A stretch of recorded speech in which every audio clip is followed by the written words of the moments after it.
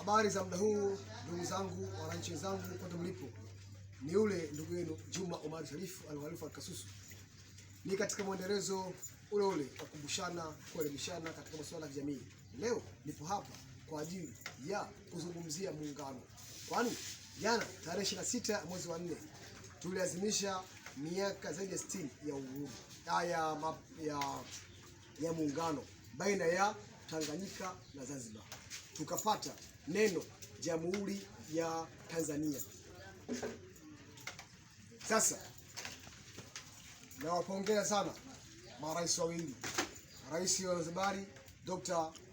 Hussein Ali Mwinyi na rais wa Jamhuri ya Muungano wa Tanzania Dr.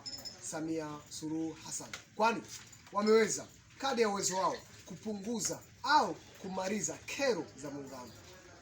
Ndio sababu leo hii hatukusikia malalamiko kutoka Zanzibar, kwani miaka nyuma kero zilikuwa hazifutu, kero zilikuwa haziondolewi. Ndio sababu ilipelekea malalamiko kila kukicha.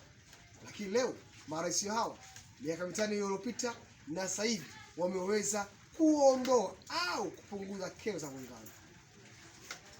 Kwa hiyo kongole kwake Mheshimiwa Rais Dr. Samia Suluhu Hassan na rais wa Zanzibar Dr. Hussein Ali Mwinyi.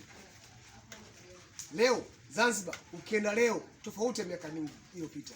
Ndio sababu kuna baadhi ya watu wanaona wivu, wanakasirika. Kwa nini Zanzibar?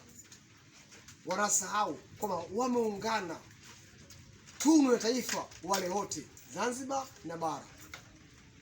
Sasa ndugu yangu, wananchi wenzangu, popote ulipo, unapaswa kuunga mkono jitihada za Mheshimiwa Rais Dr. Hussein Ali Mwinyi na Dr. Samia Suluhu Hassan kuweka Jamhuri ya Muungano Tanzania salama na imara.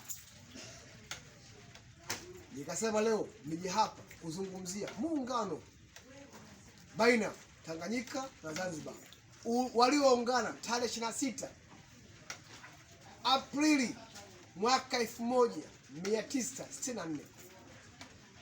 Leo tuko hapa tunazungumzia miaka 62 ya uhuru. Sina mengi. Kijana mwenzangu, kama ufahamu umuhimu wa muungano, leo tambua muungano una faida kubwa sana. Ndio wahenga wanasema umoja ni nguvu, utengano ni dhaifu. Umoja ni ushindi. Tukitengana Zanzibar na bara hakuna amani tena. Tuendelee kushikamana katika muungano ili tupige hatua za kimaendeleo. Asante sana.